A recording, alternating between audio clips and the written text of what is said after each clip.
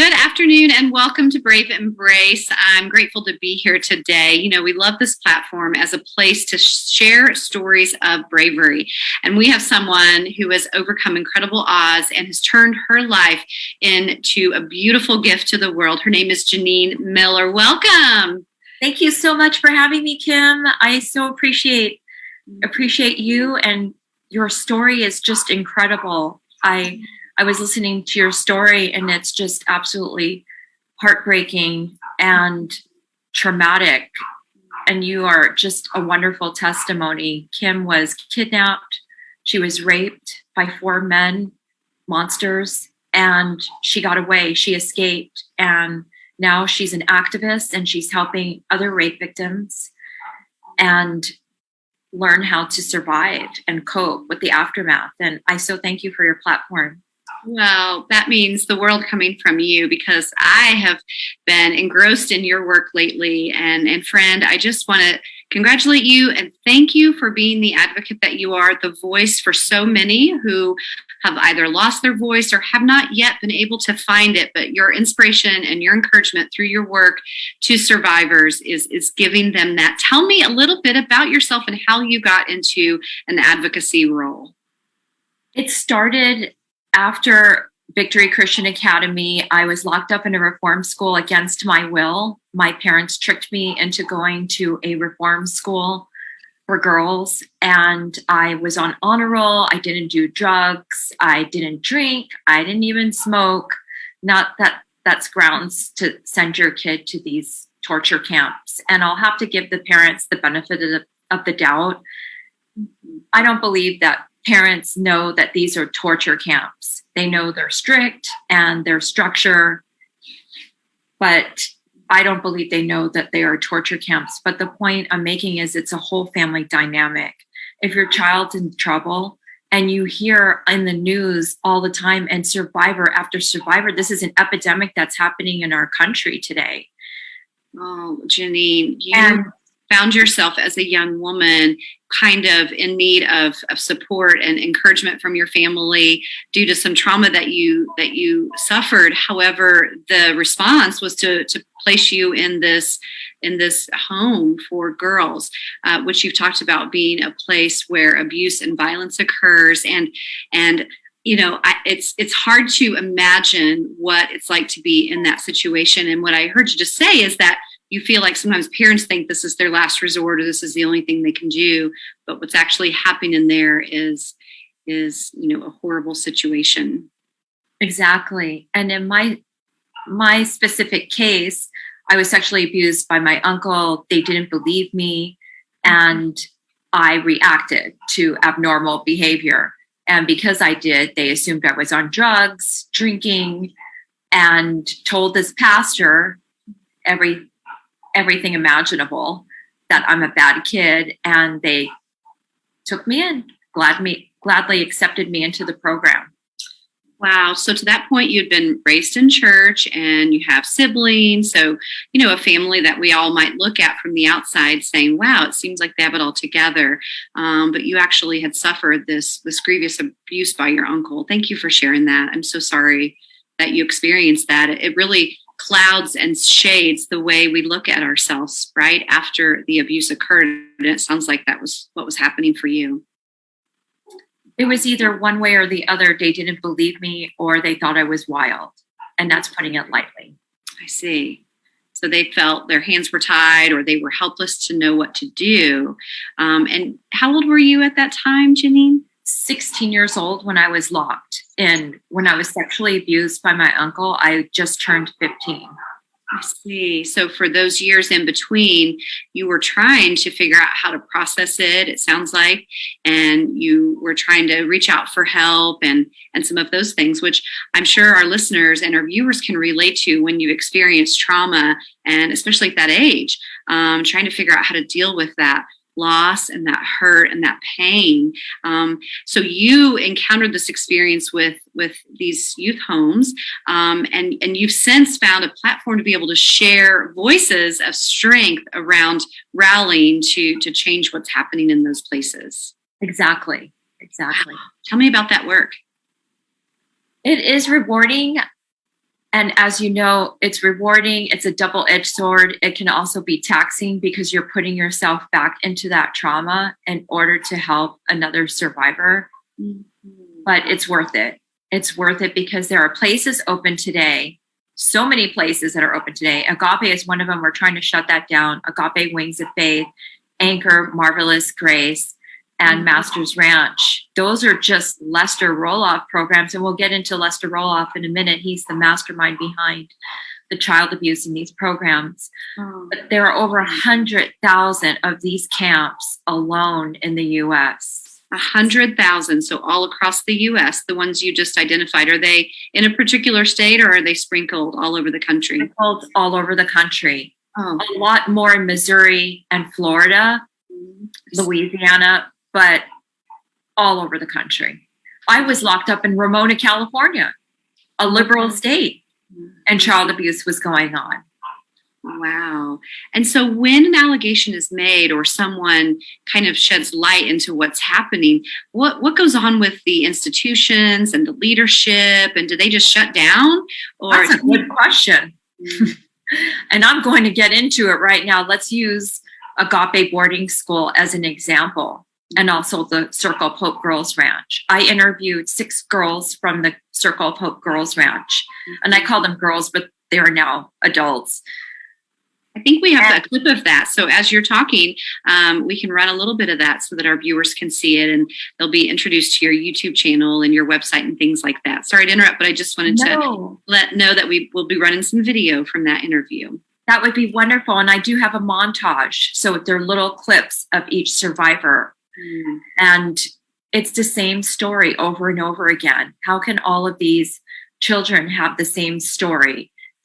And what happened with the Circle of Hope Girls Ranch, it's very heartbreaking. Amanda Householder is the daughter of the owners, and she was brave enough to come forth. She's a survivor herself. So I can't even fathom. I was locked up for 8 months. She's dealt with this ever since she was a little girl. Right. So that interview was captivating. I'll invite folks to watch that. So I'm assuming that she shared what it was like to grow up in that environment and then, wanting to flee that and escape and seeing that. How did you guys get in touch? And she was also on Dateline. I interviewed her before she was on Dateline and also Colton Schrog. Mm-hmm. We got in touch through Facebook. And Facebook is such a wonderful thing because it's where survivors are connecting and supporting each other. So through social media, we're just tag teaming.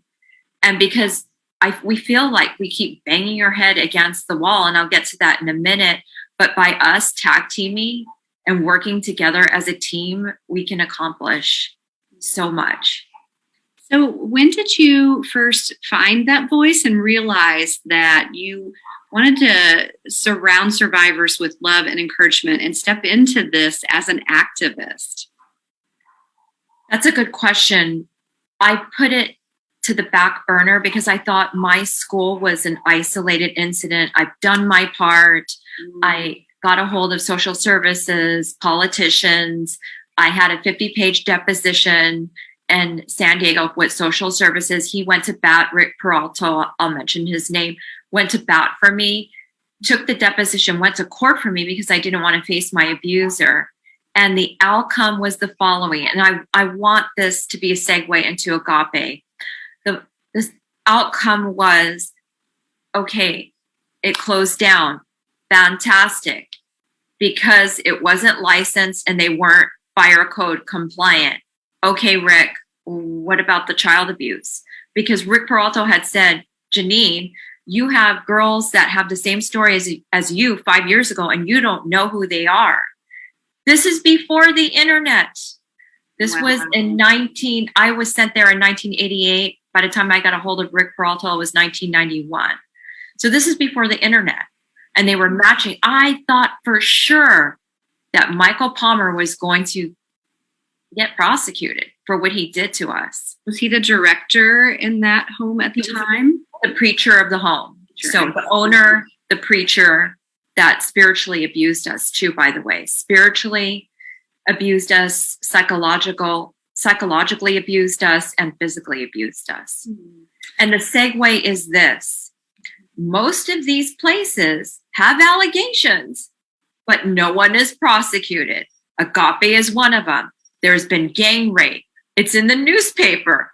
Gang rape. One boy, if you don't have a heart for troubled teens, we have an autistic boy that was raped. And no one seems to care, because if they did, the school would be closed down and people would be prosecuted. Dr. Smock has allegations of rape as well with the boys. And then also he had information. You're a doctor. Boys are coming in telling you they're being beat. You see the marks on their body, but because he's in cahoots with the owner, turned a blind eye. And he turned a blind eye because he was guilty of raping the boys.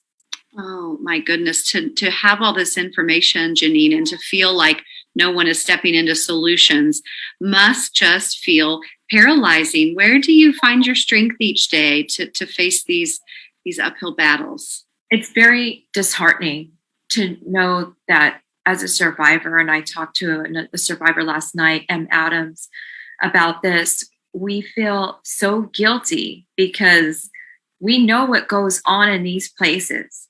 We're telling the public about this. No one is closing these places down. And I feel that I have this information. I know what goes on. I have this passion about what goes on. I'm warning parents.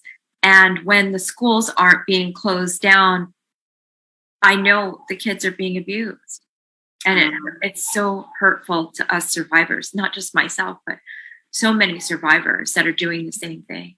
To see that it's continuing. So let's break this down a little bit, if you don't mind. So these centers or youth homes kind of fit into this, what you have termed, and I've seen it before, as the troubled teen industry, which is kind of is a sad name, because in my mind, I'm thinking most of these teens have suffered abuses and victimizations in their early life. And what is actually happening during these years is the symptoms, right, of them trying to process it and find healing. And if there's not support and resources, oftentimes they're sent away, right? And so you experience that. But now, what is happening at a national level to maybe break some of these chains and stop these abuses from continuing, or these centers from staying open and operating? I think a lot of it stems from the parents. And I hate to come down on the parents, but if we just look at this as a whole family dynamic, instead of isolating your child and sending them away, you're not going to get them back again. Mm-hmm. They'll either cut off all ties with you because it's too traumatic to have a relationship with parents that sent you away and you felt betrayed and abandoned, or the relationship is just not going to be the same anymore. I see. Thank you for sharing those deep, really emotions, the truth about what occurs in the aftermath of being in a place like this. So you've seen these centers across the country being reviewed, and there's several pieces of legislation that you're championing across the country, right? And how did you find, that gumption to kind of step into that piece of the solution? I wanted the oversight, and myself as well as other survivors, we want oversight, simple oversight. There is malnourishment going on in these camps, starvation, child endangerment, rape. The list goes on and on and on. There are stories that are so horrific. At the Circle Poke Girls Ranch, we were all doing hard labor. I'm not a survivor from the Circle Poke Girls Ranch, but a sister program called Victory Christian Academy. All of us are doing hard labor without pay. It's the same story over and over. And slavery, all of these things are going on behind closed doors. And we need oversight, whether they are religion, non-religious, whether they have a license, don't have a license. We're going after monsters that are abusing our children. And that's the bottom line. Yes, it sounds like predators, because I think you've explained to me in the past that sometimes these centers will, accountability will come for them or someone will put eyes on them. So they might batten down the hatches, close up, open someplace new in a different city, rebrand, same techniques, same abuses, and just start fresh, right? So it's like you're constantly chasing after these monsters that are, having predatory behavior on our youth in our country. It's really scary. It is scary. And let's use my school as an example. Victory Christian Academy got a slap on the wrist. I was very upset that child abuse was not in the equation at all. And then Rick Peralta had said, do you want to do a civil suit? I was so naive. I thought, oh, I've already done my part. I just was so brainwashed to thinking, oh, I can't do this to a preacher. I don't know what I was thinking. But I was young, and then I didn't want to. Will I face my abuser? And he said yes. I said I don't want to do it. Oh, my 50-year-old self would beg to differ, but I was just young. And then he opened up another school. I didn't realize the repercussions of my actions then. What he did was he opened up another school called Genesis by the Sea in Mexico, and Mexico kicked him out because he had a holding cell. Mexico wouldn't put up with it. Wow. But yet America kept it open for 24 plus years in Florida. Wow. He called it Lighthouse. I see. I think the everyday citizen, or I imagine they assume these centers are regulated and licensed and monitored. Exactly. And all those things. So you're saying each state is a little different in how they... Sure. Okay. In Florida, you don't have to be licensed. And that's why he moved to Florida. Things need to change. These places can't just open up another place in another state and do the same thing when they have allegations up the wazoo. If you would just prosecute them, then we wouldn't have this problem, and they would have something on their record. Right. Absolutely. I know that in those, they have to go through some sort of background checks and things like that. But if they've never been charged or even accused of these things, there's no red flags. So do you think that's a local law enforcement or community dynamic that they're kind of protective of these situations? Or what do you think is allows that to happen with no charges and no accountability? Money. I'm not afraid to say it anymore. I'm not watching my P's and Q's anymore. Yeah. Money. This is $1 billion industry, and we can just connect the dots to what's happening here.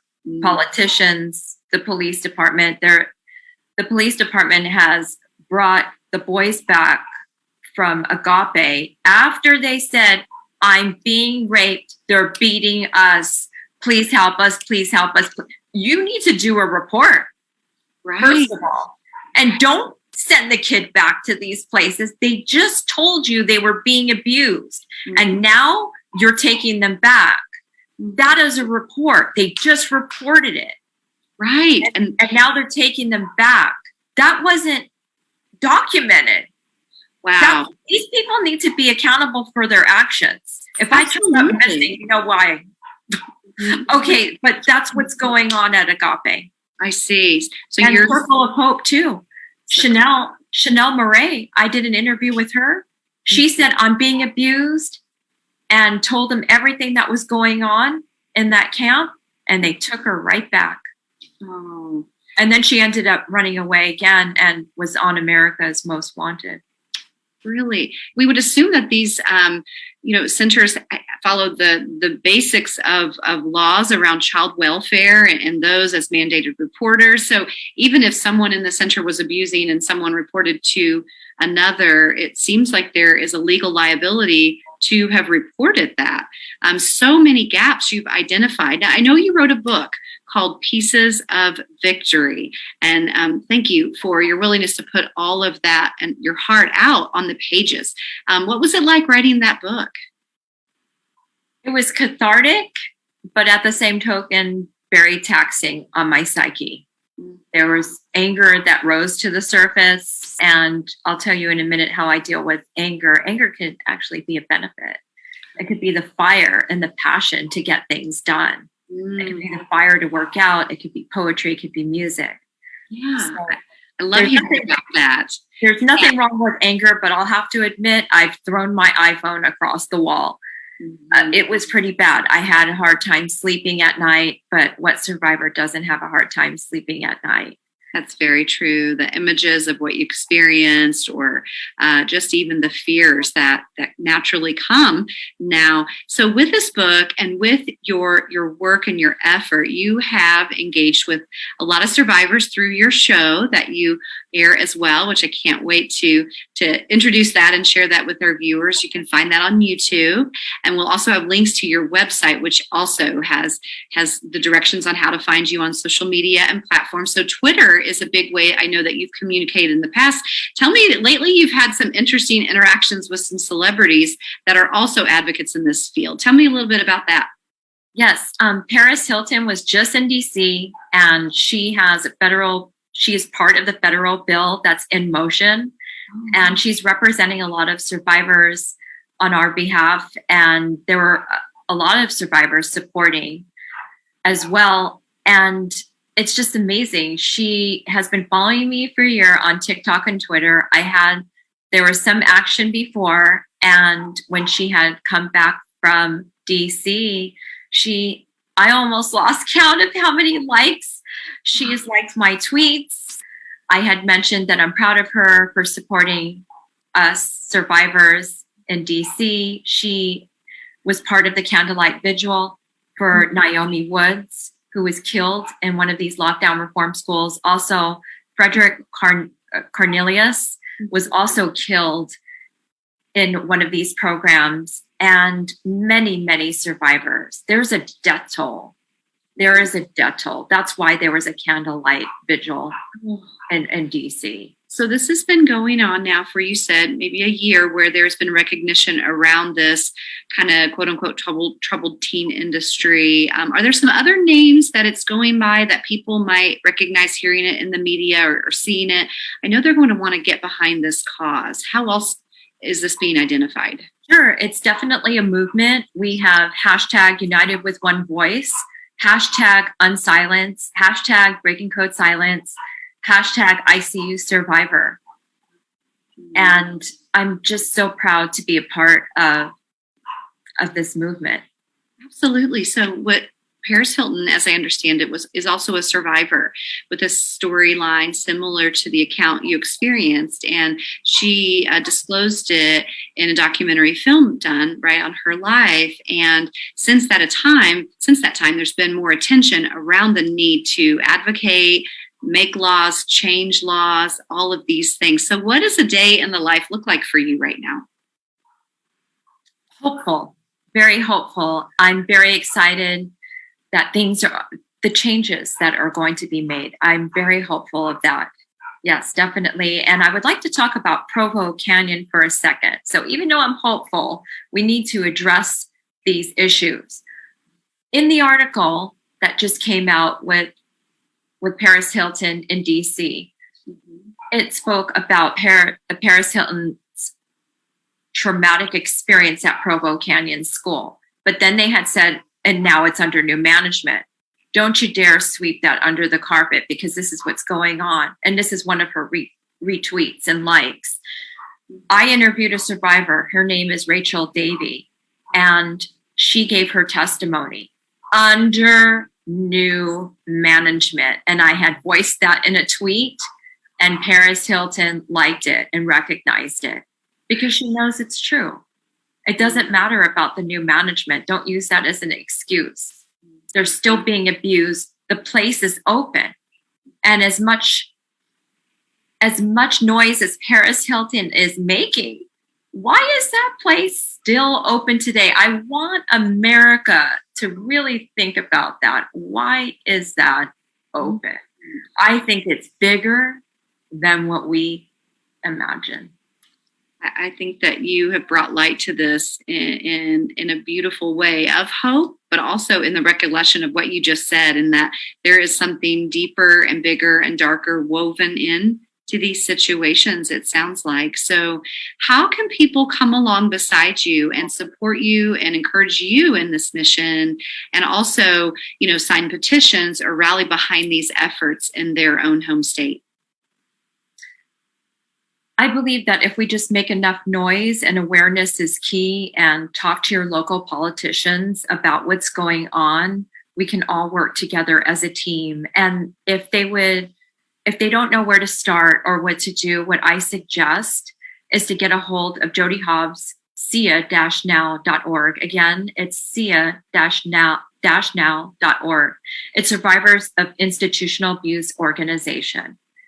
And I would say start with that. I would like to go back to Provo Canyon here. Yes. And this is one of the tweets that Paris Hilton liked.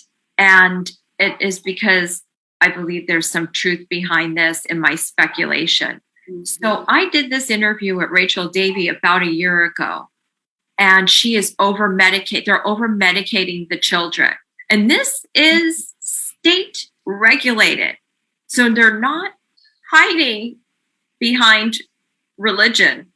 Okay. Mm-hmm. They're not hiding, and they have a license. They're state regulated. Okay. They are over medicating the kids. They're using medication as a punishment, and they're in that fog-like state. And one question I asked Rachel, I said, how do you know that they weren't getting you in that fog-like state for a reason? And she said, yes, it was control. And I said, no. I said, I have a bad feeling about this. I said, how do you know they weren't sexually abusing you? And she said, I don't know.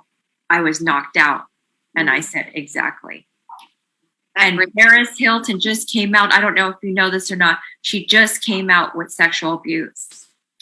Really? I did not hear that. Thank you for bringing that to my attention. So she's acknowledging, remembering some sexual abuse that occurred during her time at Provo Canyon.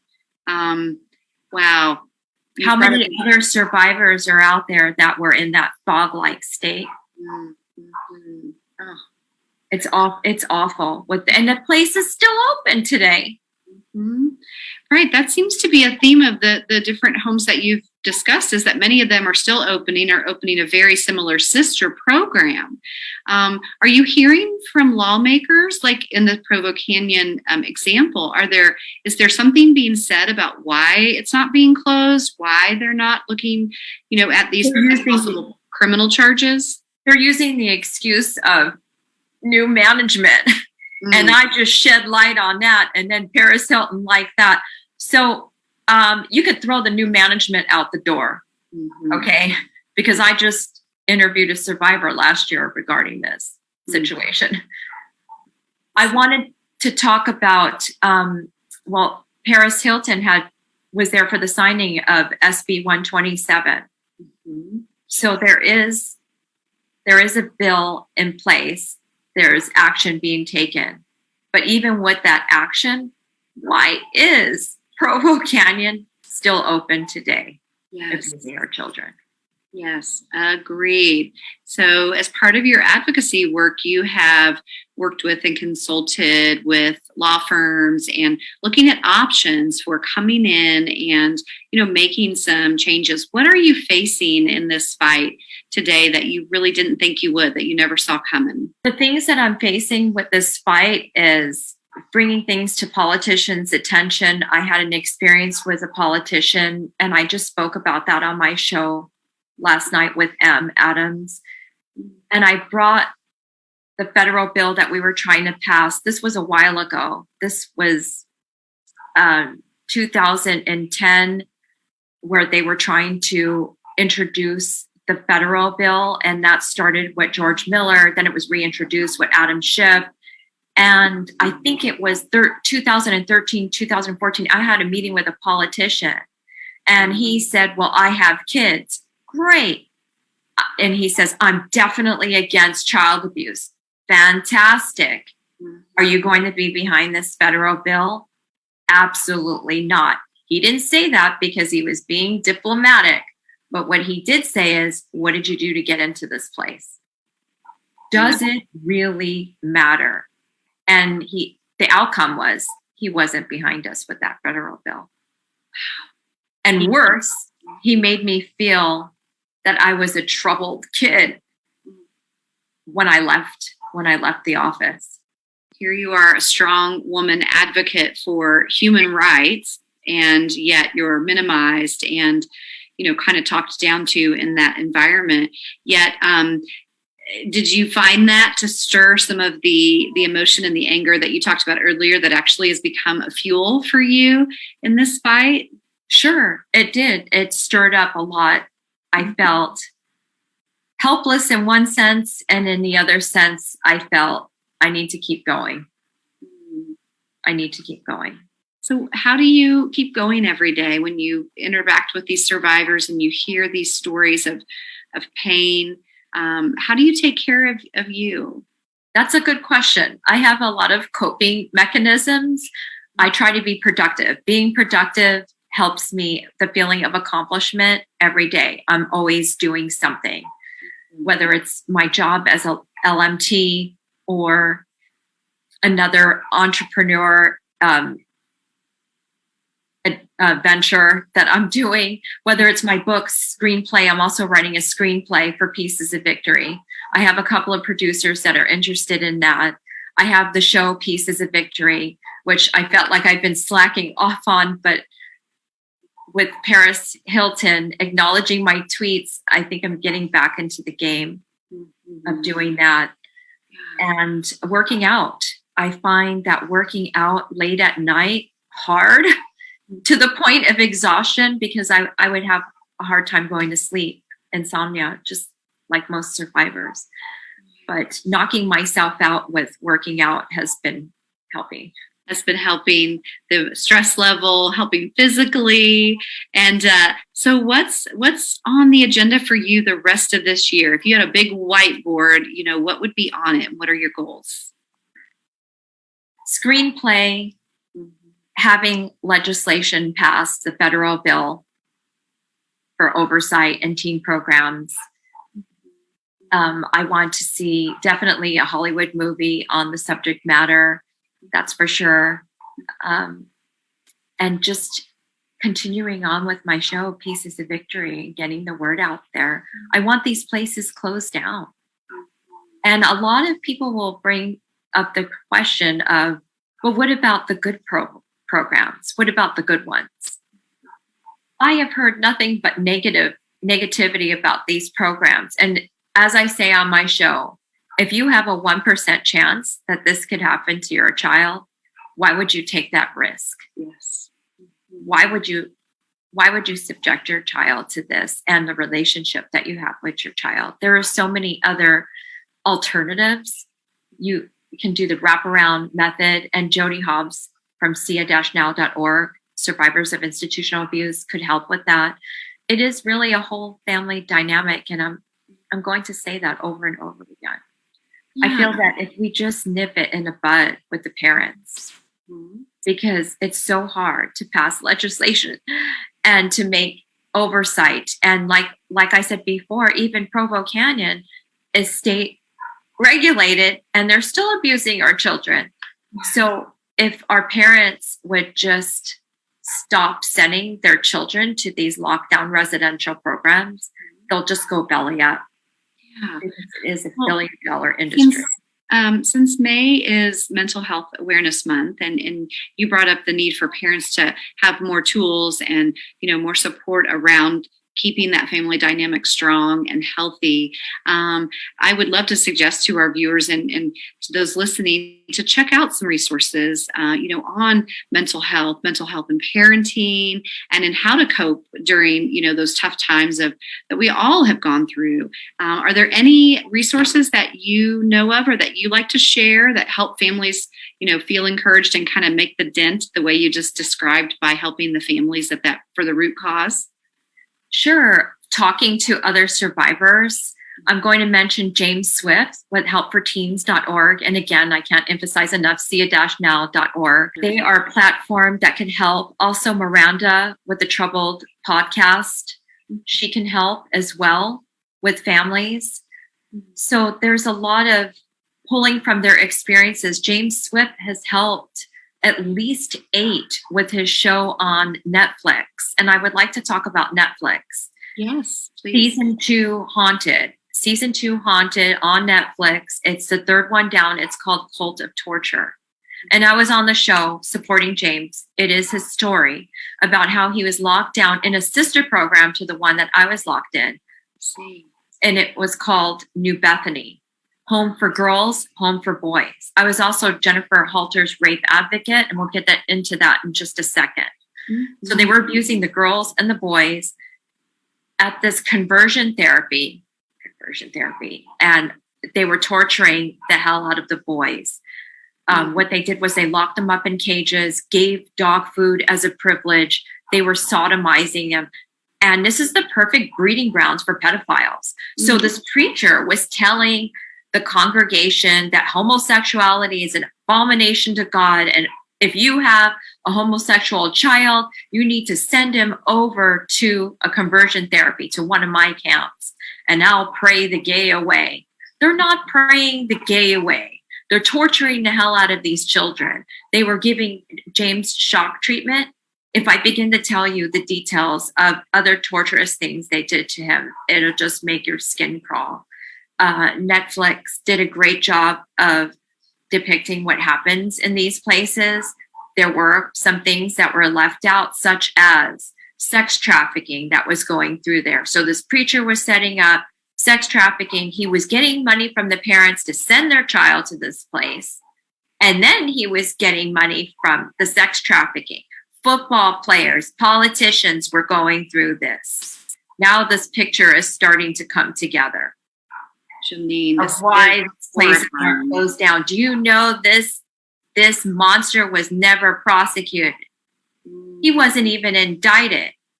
Really? Oh, yeah. There's been outraged at reports on child abuse in this place. I was Jennifer Halter's rape advocate, and there was a grueling, I kid you not, 4 hours of her testimony, and they weren't going to let her report it. They weren't going to let her report it. We had to beg for them to let us in so we can report rape. Are you kidding me? And then I was there to protect her because one of them said, well, when he was interrogating her, so it was a grueling 3 hours of her testimony of being sodomized, having to clean up the blood after being sodomized because she was it was disgusting.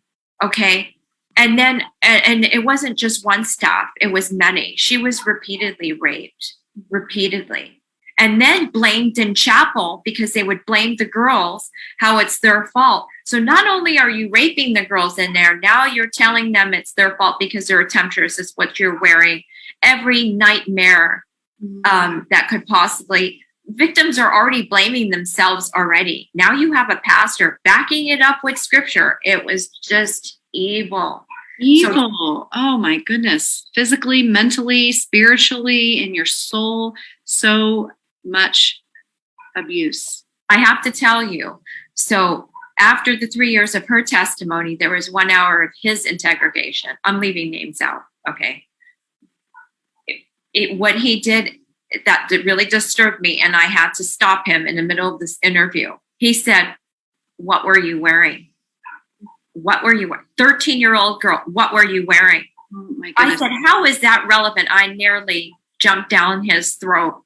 How is that relevant? I have to stop you right here. And this has been within this decade? This happened recently. Yes, I feel like you need a passport in Louisiana. Mm-hmm. But not just Louisiana. It's happening across our board. Okay. Just unbelievable to ask that question. I nearly came unglued. Yes. Our professional investigators are highly trained around not using those kind of techniques.